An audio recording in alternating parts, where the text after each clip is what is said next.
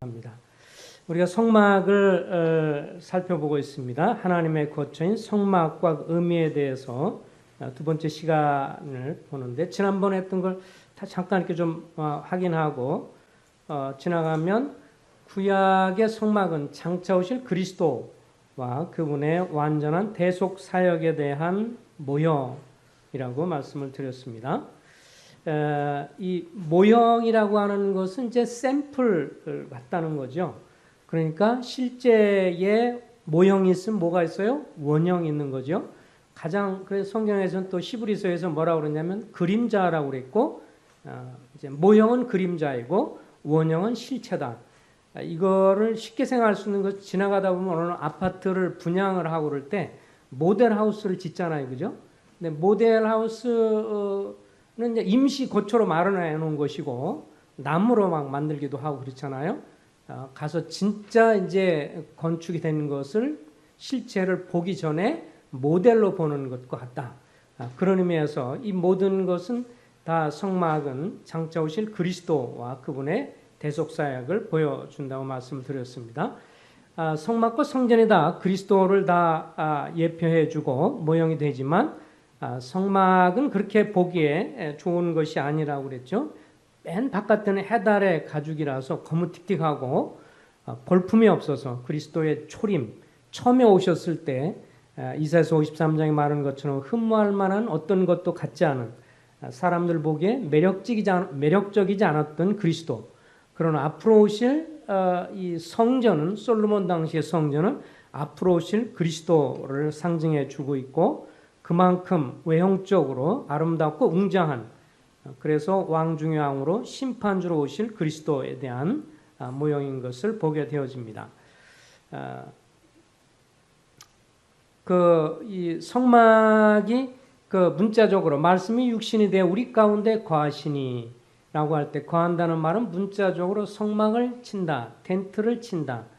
그래서 구약의 하나님의 임재, 하나님의 영광과 임재가 있었던 이것은 바로 그리스도에게 그대로 적용이 되어서, 주님이 이 땅에 오셨을 때 말씀이 육신이 돼서 우리 가운데 텐트를 치시고 성막을 치시고, 그래서 구약의 이런 성막이 전반적으로는 그리스도를 상징적으로 보여준다는 것입니다. 우리 출애굽기 25장을 한번 열어주시기 바랍니다. 출애굽기 25장을 열어주시면 맨 앞부분에 나오는 것이 이제 출애굽기 25장부터 성막을 얘기하는데, 성막을 지을 때 예물들에 대해서 1절부터 이제 9절까지 성막의 예물에 관해서 무엇이 들어갈 것인가 연관해서 이렇게 말씀을 해요. 그래서 염소털, 순양 가죽, 해달 가죽 뭐 이런 거 등등 얘기하고, 그러면서 10절부터 증거궤 혹은 언약궤라고 하는 것부터 시작이 됩니다.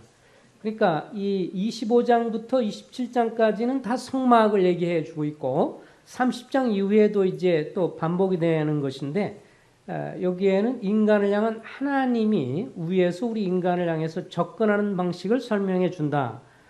그래서 25장에 보면 25장에 제일 먼저 나오는 것이 뭐예요? 법궤, 언약궤, 증거궤라고 하는 이것이 먼저 나오고, 그 다음에 떡상이, 진설병상이라고도 하죠. 23절 이하에 보면 떡을 진설하는 상, 그 다음에 여기 등대, 촛대는 별로 맞지 않아요, 그죠? 촛대라고 되어 있지 않아요. 촛대는 이제 가톨릭에서 써먹는 표현인데, 이건 촛대는 아닙니다. 등잔이죠. 금 등잔입니다. 그 다음에 휘장을 지나고 나서 26장부터는 휘장을 보여주고 있고, 그런 다음에 곧바로 이제 출애굽기 27장에 들어가면 번제단이 나옵니다. 그래서 하나님이 우리 인간을 향해서 접근할 때는 하나님의 보호자부터 시작을 해서 떡상과 등대 그리고 휘장을 지나서 번제단, 이런 순서로 진행이 되는 것을 볼 수가 있습니다. 일반적인 현상으로 볼 때 이제 생략된 것은 제사장에 대한 언급이 없어요. 25장과 27장 사이에서는. 그리고 제사장이 성소에 들어가기 전에 씻는 물두멍 혹은 대야, 뭐 커석, 바다라고도 표현하기도 했고, 그 대화가 없고 그 다음에 성소 안에 있었던 분향단에 대한 언급이 없습니다. 그 이유는 뭐 간략하게 말씀을 드린다면 하나님께서 처음에 우리 인생을 향해 오실 때는 하나님의 보좌부터 은혜의 보좌 거기서부터 내려오는 데 있어서 제사장에 대한 언급은 없고요. 이것은 인간 편에서 하나님께 나갈 때 제사장이 필요하니까 그 다음에 물두멍이 필요가 없습니다. 하나님께서 내려오면서 이것은 제사장이 씻는 것과 연관되니까 제사장이 성소에 들어가서 씻기 위해서 섬기기 위해서 손과 발을 씻어야 됐죠. 우리가 주님 앞에서 죄를 자백하고 씻음 받는 정결케 되는 것과 연관된다면 주님 편에 내려올 때는 이것이 필요가 없습니다. 그리고 분향단 이것은 지난번에도 살펴본 것처럼 주로 기도, 예배 연관되는 거죠. 히브리서 13장에 보면 찬송의, 찬양의 예배, 찬양의 기도. 그래서 이 기도 속에는 뭐 찬양, 예배 이런 것이 다 포함이 되는 거니까 이런 것도 하나님 편에서 내려올 때는 생략이 되어 있습니다. 우리 편에 올라갈 때는 이제 기록이 되어 있지만 그래서 하나님 편에서는 이것이 생략이 되는 것을 볼 수가 있습니다. 먼저 이제 이 번제단 그 언약궤 혹은 법궤라고도 하기 때문에 여기서부터 시작을 하면 약간 좀 뭐 거기에 나와 있는 것 중에서 이렇게 샘플을 좀 뽑았는데 가만히 보면 이 언약궤에 대한 전반적인 것에 있어서 성경에 다 규격을 보여주고 있는데 이 천사 그룹이 서로 날개가 맞대어 있을지라 이렇게 말했을 때 이 사이즈에 대한 성경의 언급이 없어요. 전에도 말씀드렸지만 그래서 이거를 보면 약간 모양들이 다른 것을 볼 수 있습니다. 어떤 건 사람의 모양처럼 돼가지고 이렇게 돼 있는 것도 있고 이 만든 사람들에 따라서 좀 약간씩 달라요. 왜냐하면 이 규격은 다 분명히 가로설에 대한 규격 높이는 다 얘기를 해놨는데 이 그룹에 대해서는 서로 천사가 서로 날개를 향해 서로 이렇게 부딪히도록 그렇게 표현만 돼 있지 사이즈라든지 규격에 대한 언급이 없어요. 그래서 아마 만드는 사람마다 약간씩 모양이 다른 것을 볼 수가 있습니다. 어쨌든 언약궤는 하나님의 은혜와 자비의 보좌인 것을 볼 수가 있죠. 그래서 이 언약궤는 두 부분으로 나눠지죠. 밑에 부분하고 언약궤라고 보통 말하는 거 혹은 또 뭐라고 그러죠? 증거궤, 증거한다는 그런 면에서 증거궤라고도 하는데 이 앞에 뚜껑이 뭐라고 그래요? 뚜껑을 속죄소라고 합니다. 그래서 이 둘이 나눠져 있어요. 그리고 이 성경에 보면 예를 들면 히브리서 9장을 한번 열어주세요. 히브리서 9장에 보시면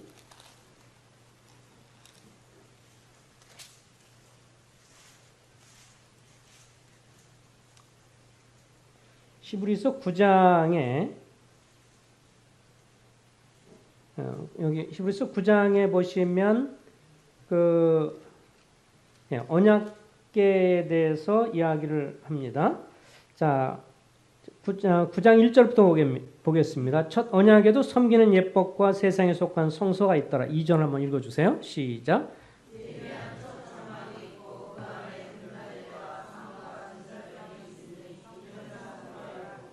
또 둘째 휘장 뒤에 있는 장막을 지성소라 일컫나니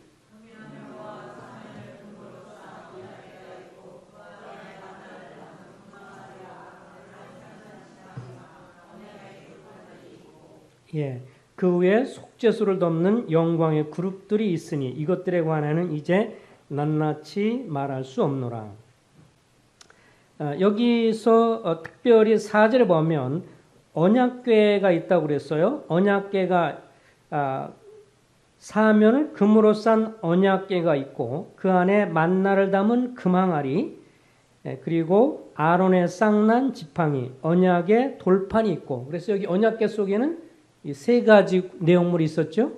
여기 보면 그 두 돌판, 그죠? 십계명을 담은 두 돌판이 있고 그 다음에 만나를 담은 항아리가 있고 아론의 쌍난 지팡이 세 가지가 이 안에 들어가 있습니다. 처음에는 다 이렇게 세 가지 있었던 것이 아닌데 시간이 지나면서 이제 다 주님이 넣으라 그래서 넣었던 것을 볼 수가 있습니다. 이 전반적으로 이제 언약궤도 그렇고 대부분의 많은 경우에 전반적으로 여기에 써 있던 것은 지난번도 말씀드린 것지만 이건 원래 나무로 만들어졌다고 그랬어요. 그죠? 광야의 아카시아라고도 하고 흠정역 성경에는 시띠나무라고도 하고 또 우리 개역 개정판에서는 조각목이라고도 하고 다 같은 말이에요. 그래서 나무에다가 뭐를 했어요? 금으로 도금을 했어요. 그래서 이런 것들은 나무는 그리스도의 인성, 인간성을 보여주는 인성, 완전한 인성을 보여주고 금색은 보통 금색은 신성, 하나님을 보여주기 때문에 이런 언약궤라든지 이런 것 대부분들이 그리스도의 인성과 신성 이것을 같이 갖고 있다. 이렇게 보통 보게 됩니다. 그런데 이 안에 들어있는 것을 보면 이것이 전반적으로 하나님의 은혜의 보좌 히브리서 4장에 말하는 것처럼 그 하나님의 은혜의 보좌 앞에 담대히 나가라고 그랬는데 이 내용을 보면 그런 것들에 대한 복음이 설명해 있는 것을 보게 되죠. 처음에 보면 하나님이 십계명을 출애굽기 20장에 나오면서 하나님이 이제 하나님의 다른 신을 섬기지 말고 우상을 섬기지 말고 10번째 탐심을 이웃 것을 탐하지 말라고 그러는데 이스라엘 역사 가운데 십계명을 온전히 지켰나요? 못 지켰나요?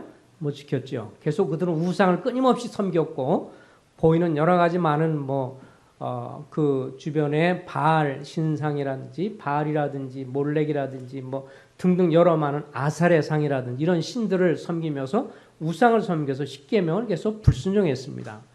그리고 저들에게 만나를 줬지만 만나를 주면 저들이 감사하고 만족을 했나요?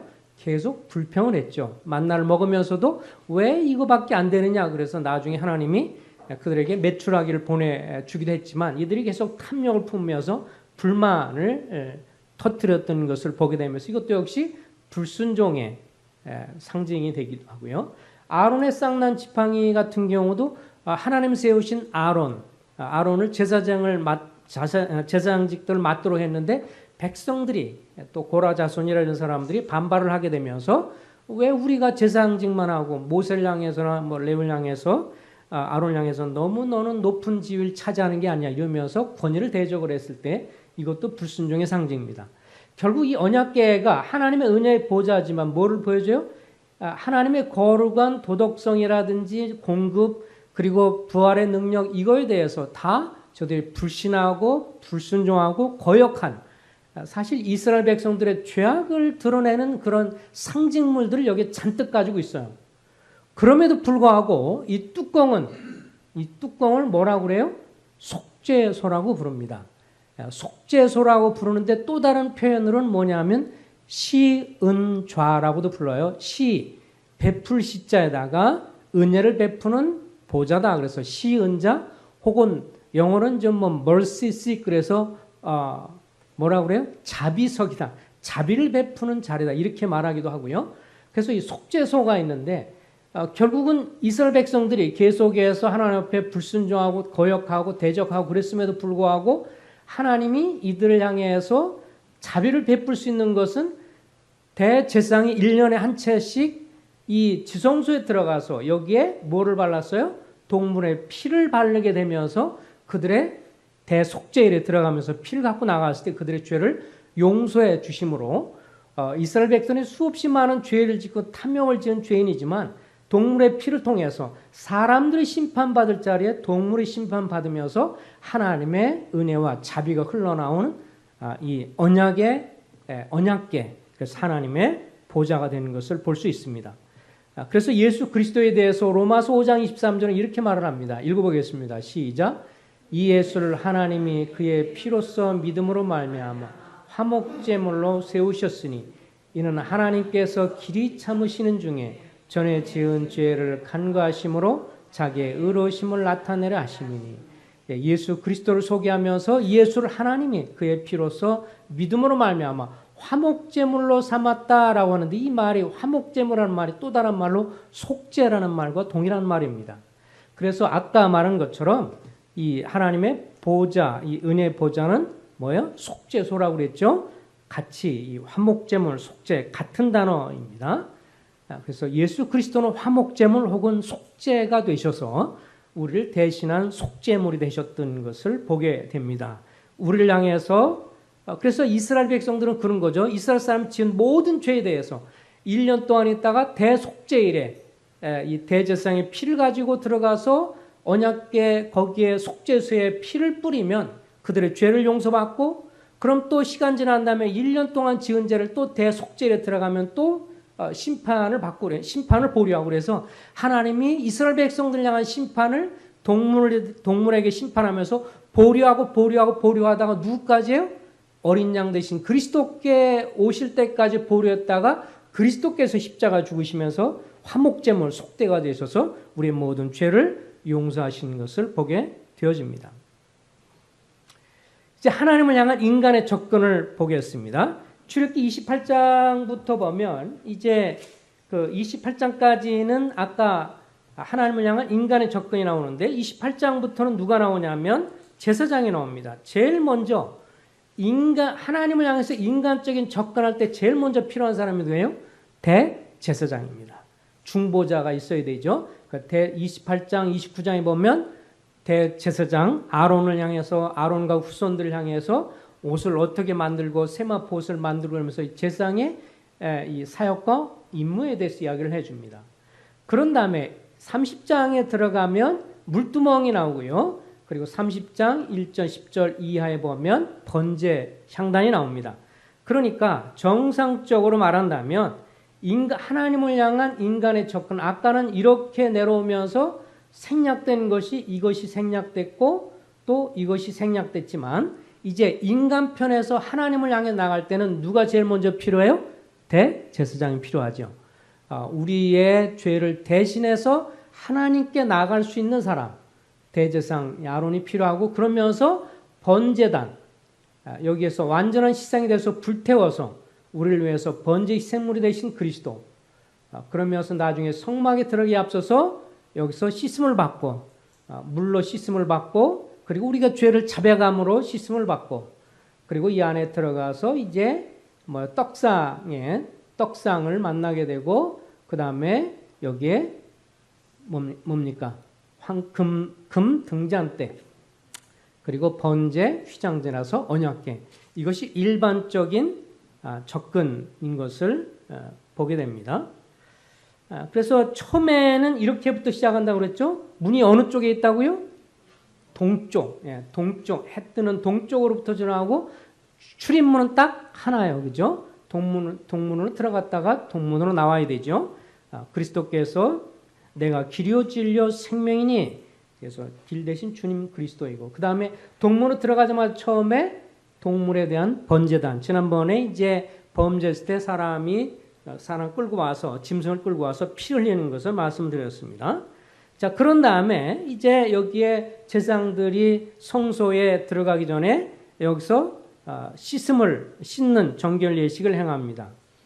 그리스도께서 우리를 위해서 씻어주시고, 또 우리도 매일의 삶 속에서 우리의 죄를 고백함으로 하나님의 존전에 나가게 됩니다.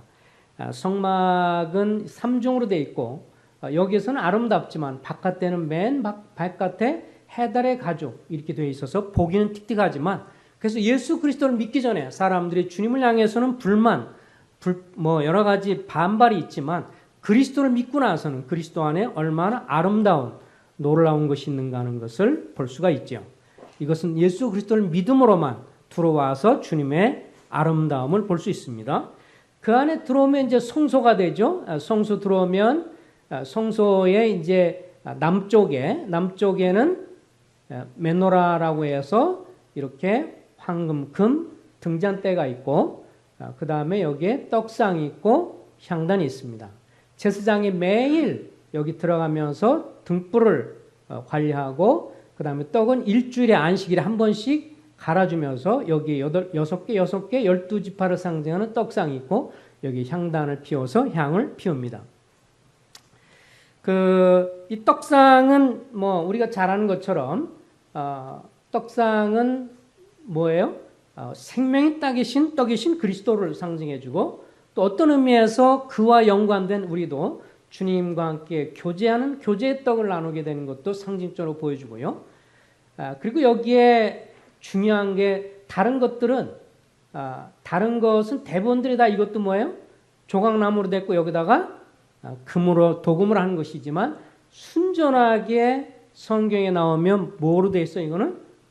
이거는 순금으로 되어 있죠. 그래서 순금으로만 만들어져 있어서 이 순금으로만 만들어져 있습니다. 출애굽기 25장에 보면 33절 4절에 보면 뭐라고 되어 있냐면 이거 실제로 지금 이스라엘에서 만드는 사진이에요. 지금 이스라엘 사람들이 이제 성전 재건을 해서 다 준비해 놓고 이러면서 제가 성전 연구소라는 곳에 90년부터 93년 정도부터 계속 들어가 봤는데 사이트에 그때 당시에는 이거를 기금을 모금한다고 전 세계 유대인들한테 광고를 계속했어요. 그리고 몇 년이 지난 다음에 보니까 이것을 만들었더라고요. 이게 정말 얼마나 대단할 거예요. 왜냐하면 다른 거는 다 이렇게 그냥 본 떠서 만드는데 이것은 어떻게 했냐면 성경에 금을 두들겨 쳐서 만들려고 그랬어요. 이것을 두들겨서 쳐가지고 이렇게 모양 만든다는 게 얼마나 놀라운 일이에요. 근데 정말 이렇게 만들었어요. 이게 여기에 몇십억이 들었는지 정확하게는 모르지만 순금으로 되어져 만들어지고 지금 상엄한 경비를 하면서 그것을 지키고 있습니다. 예루살렘에서. 근데 여기 보면 이제 우리 성경 출애굽 25장에 보면 이걸 뭐라고 그랬냐면 살구꽃 모양이라고 되어 있어요. 근데 원래 성경은 이제 아몬드입니다. 아몬드 꽃이에요. 근데 살구꽃이나 아몬드 꽃이나 거의 비슷해요. 이것이 번역을 할 수밖에 그렇게 번역할 수밖에 없는 거는 우리나라에 아몬드가 있나요? 수입산은 있어도 아몬드 나무는 없어요. 우리나라 번역할 때 그래서 아몬드 대신에 살구꽃이라 가장 가까운 것으로 되어 있습니다. 어쨌든 이것이 가장 놀라운 것은 이 다른 것들은 다 나무로 모양을 만들 거기에 금으로 이렇게 도금을 했어요. 그렇지만 이거는 금을 쳐서 만들라 그랬습니다. 자, 25장 한번 잠깐 볼까요? 25장. 출애굽기 25장 31절에 보면 너는 순금으로 등잔대를 쳐서 만들되 그 밑판과 줄기와 잔과 꽃받침과 꽃을 한 덩어리로 연결하고 가지 6을 등잔대 곁에서 나오게 하되 다른 3가지는 이쪽으로 나오고 다른 3가지는 저쪽으로 나오게 하며 이쪽 가지에 살구꽃 형상의 잔셋과 꽃받침과 꽃이 되게 하고 저쪽 가지에도 살구꽃 형상의 잔셋 이렇게 말씀을 해주고 있는데 31절에 너는 순금으로 등잔대를 어떻게 해요? 쳐서 만들라. 그래서 그리스도 고난을 당하신 그리스도죠. 고난을 받고 그럼으로 인해서 모든 이름에 뛰어난 이름을 가지신 그리스도에 대한 가장 아름다운 상징이고 그러므로 주님이 빛이 되시고 또 빛을 발하게 되는 생명의 빛이고 어둠을 밝히는 빛이 되신 것을 우리가 알 수 있습니다. 그런 다음에 이제 휘장을 지나죠. 휘장은 성경에서 뭐를 말했어요? 예수님 십자가에 못 박아 죽으실 때 성전에 있던 휘장이 어떻게 됐어요? 다 찢어졌죠. 주님의 몸을 상징하는 것이었습니다. 그래서 그 성소와 지성소 사이에 있는 휘장이 찢어져서 그리스도의 피를 통해서 지금 우리가 누구든지 이제 우리가 하나님의 존전에 나가서 그 은혜 보좌 앞에서 감사하면서 예배할 수 있는 존재가 되었습니다. 그러면서 이제 오늘 요거 하나만 좀 말씀드리고 마치도록 하겠습니다. 그 다음에 이제 연결되는 것이 대제사장이죠. 대제사장 아까 28장에도 언급이 되고 있는 건데 이 대제사장이 놀라운 것 중에 한 가지는 이 대제사장 옷에 보면 나중에 이 에봇이 있고 맨 밖에 여기 뭐냐면 판결 흉패라는 게 있습니다. 판결 흉패 이 안에 이제 우밈과 둠밈이 있는 것이고 근데 여기 보면 여기에 뭐가 지금 보여요? 보석이 보입니다. 3개의 보석이 네 줄로 해서 이스라엘 12지파를 상징하는 보석이 있습니다. 그래서 이 보석의 이름들을 보면 출애굽기 28장을 한번 잠깐 볼까요? 28장에 보면 28장에 여기에 그 판결 흉패가 15절부터 나오게 되는데요. 자, 여기 보면 그 17절에 그것은 네 줄로 보석을 물리되 17절부터 20절까지 한번 읽어보겠습니다. 시작. 그것은 네 줄로 보석을 물리되 첫 줄은 홍보석, 황홍, 녹주옥이요. 둘째 줄은 석류석, 남보석, 홍만호요. 셋째 줄은 호박 100만호 자수정이요. 넷째 줄은 녹보석 호만호 100옥이요. 다 금태에 물릴지니 이 보석들은 이스라엘 아들들의 이름대로 12이라 보석마다 12지파에 한 이름씩 도장을 새기는 법으로 새기고 순금으로 녹군처럼 따은 사수를 흉패 위에 붙이고 또 그 금고리 둘을 만들어 흉패 위 곧 흉패 두 끝에 그 두 고리를 달고 따은 두금 사슬로 흉패 두 고리에 꿰뚫어 베고 두 따은 사슬의 다른 두 곳을 에봇 앞 두 어깨 바지의 금태에 물리고 그래서 이렇게 보석을 차고 어깨에 눌린 보석을 차고 이들이 다녔던 것을 보게 됩니다. 참 이것을 볼 때 감동이 되는데요. 오늘날 세상에는요. 사람을 분류하는데 가장 흔한 것 중에 한 가지가 뭐예요? 혈액형. 근데 혈액형 갖고 말하는 것처럼 참 후진 게 없어요. 그죠? 아니 그렇게 많은 사람을 다 A형이냐 B형이냐 O형이냐 AB형이냐 이거 갖고 뭐 B형은 어쩌고 A형은 어떻고 O형은 어떻더라. 이게 말이 안 되는 거거든요. 그렇게 막 지금 몇십 60억이 넘는 그런 인구를 향해서 조금 더 나은 거는 우리나라 같은 경우는 12지 신 그래가지고 이게 다 뭐예요? 띠와 연관돼서 자축인묘 진사오미 신유 술해 그래서 12개인데 다 뭐예요? 짐승들과 연관돼서 어느 해 태어나느냐 따라서 요 짐승에 무슨 성향이 있다. 제가 쥐띠거든요. 그랬더니 뭐 누가 말할 때 쥐띠가 싸움하는데 황소 위에 있다가 맨 마지막에 순간 뛰어서 자기가 1등 했다더라. 뭐 등등 이렇게 꾸며낸 말을 하는데 사실 이렇게 짐승의 띠를 갖다 놓고 사람의 성향을 얘기하고 세상은 혈액형을 가지고 어쩌다 이렇게 이야기를 하지만 가장 중요한 거는 하나님은 어떻게 우리를 보세요? 하나님은 이스라엘 향해서도 12지파를 상징하는 보석을 가슴에 품고 다니면서 여기에 에메랄드 뭐부터 시작해서 루비부터 해서 지금 아까 홍보석, 남보석 이름도 어려운데 특징은 뭐예요? 모든 게 다 뭐예요? 보석이에요. 다 보물이에요. 그러니까 하나님 이 제사장이 당시에 이스라엘의 자녀들을 향해서 모든 12지파를 다 품고 계셨고 그 다음에 그래서 나중에 보면 지난번 그들을 향해서 뭐라고 그랬어요? 특별한 보물, 세굴라다 이렇게까지 표현을 했고 특별한 보물이다 라고 했는데 성경에는 이제 베드로전서 2장 5절과 9절에 보면 이 성도들을 향해서 택하신 왕 같은 제사장이고 그들의 특별한 보물로 말씀을 해 주셔서 이스라엘의 이 보물이 오늘날 우리인 것을 보게 됩니다. 구원받은 성도인 여러분과 나는 모양과 생김과 기질과 성향은 들일지라도 아까처럼 쥐, 말, 생쥐, 그 다음에 뱀, 양, 호랑이 그래서 뭐 결혼하는데 여자가 호랑이띠인데 남자가 쥐띠이고 같이 하면 안 된대. 호랑이가 잡아먹는데 뭐 이러면서 뭐 사주 팔자 어쩌고저쩌고 따지고 그러지만 그건 다 세상적인 거고 하나님은 구원받은 성도를 볼 때 다 뭐로 봐요? 다 보석인데 보석이 다 같지 않아요. 색깔이 다 에메랄드부터 시작해서 루비부터 다이아몬드에서 다 달라요. 이렇게 다 다른데 색깔이 다 12가지가 다 다른데 다 뭐예요? 보물이에요. 하나님이 여러분과 나를 그렇게 보물 여기시고 어떻게 하세요?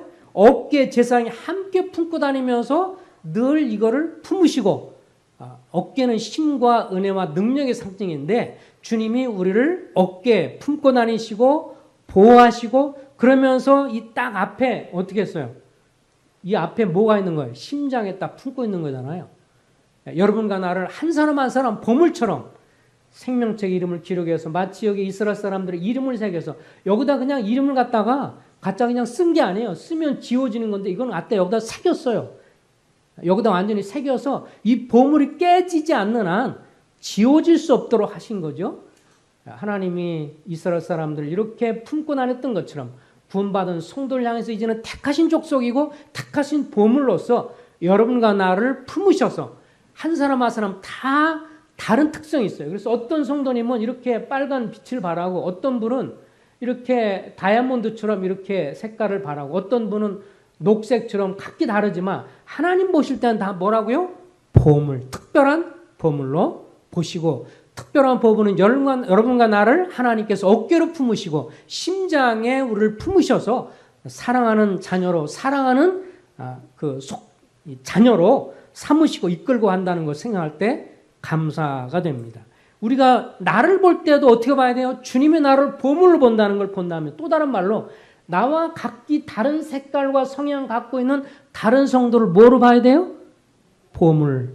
우리는 서로 나도 하나님의 보물인 것을 자아하고 감사하고 다른 성도, 나와 다른 성향, 기질 갖고 있는 다른 성도를 향해서도 뭐로 봐요?